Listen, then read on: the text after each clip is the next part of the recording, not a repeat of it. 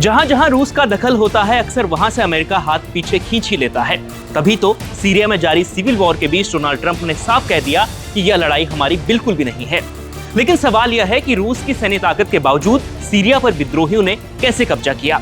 आखिर चंद घंटों में ऐसा क्या हुआ कि रूसी ताकत विद्रोहियों को नहीं संभाल पाई और मात्र 11 दिनों में ही सीरिया के राष्ट्रपति असद को अपनी सत्ता गंवानी पड़ी? आइए आपको समझाते हैं। अमेरिका को टक्कर देते हुए रूस हमेशा से खुद को एक ग्लोबल पावर के रूप में पेश करने की हमेशा से वो कोशिश करते रहा है।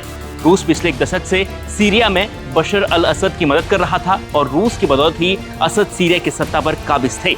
लेकिन विद्रोही गुट हयात तहरीर अल शाम, जिसे STS कहा जा रहा है, उसने 27 नवंबर को असद के खिलाफ जंग छेड़ दी और मात्र 11 दिनों में ही राष्ट्रपति असद को अपनी सत्ता गंवानी पड़ गई। रूस 2015 से ही सीरिया में असद की मदद कर रहा था। 2015 में पहली बार असद ने जब रूस से मदद मांगी तो रूस ने अपने हजारों सैनिकों को वहां भेजकर असद की सत्ता बचाई थी। फिर इस पूरे घटनाक्रम को पश्चिमी देशों की ताकत को चुनौती देने की व्लादिमीर पुतिन की बहुत बड़ी कोशिश माना जा रहा था। लेकिन अब रूस को रविवार की एक घटना ने बड़ा झटका दिया है। सीरिया की सत्ता पर असद परिवार करीब 53 साल से बैठा हुआ था, वहां पर उनकी सत्ता थी। बशर अल असद से पहले उनके पिता हाफिज अल असद ने 29 साल तक वहां राज किया। सबसे बड़ी बात यह है कि सीरिया एक सुन्नी बहुल देश है और यहाँ शिया मुस्लिम परिवार ने इतने लंबे वक्त तक सत्ता संभाली थी।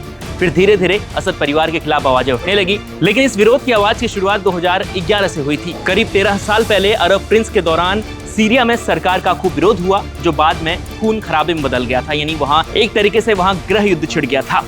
उस वक्त असद ने अपने विरोधियों पर कड़ी कार्रवाई की थी, जिसके बाद जनता और विपक्षी वहां पर भड़क उठे थे और वहां पर सिविल वॉर जैसे हालात फिर से पैदा हो गए। हालांकि रूस की मदद से उस वक्त जैसे जैसे मामला शांत हो गया, लेकिन फिर पिछले 27 नवंबर को सीरिया में इस्लामी विद्रोहियों ने हंगामा खड़ा कर दिया। उनकी सीरियाई सेना से जंग छिड़ गई। फिर धीरे धीरे हमले तेज होने लगे और विद्रोहियों की ताकत के आगे सीरियाई सेना ने घुटने टेक दिए। वहीं सीरिया में विद्रोही ने जो कुछ किया, उसके बाद असद देश छोड़कर भाग निकलने में कामयाब हुए हैं। खबरें हैं कि उन्होंने रूस में शरण ले ली है और सीरिया में लगातार अब हालात वहां पर बेकाबू होते जा रहे हैं। सीरिया की इस तख्तापलट पर आपकी क्या राय है, कमेंट कर जरूर बताएं और देखते रहें India.com।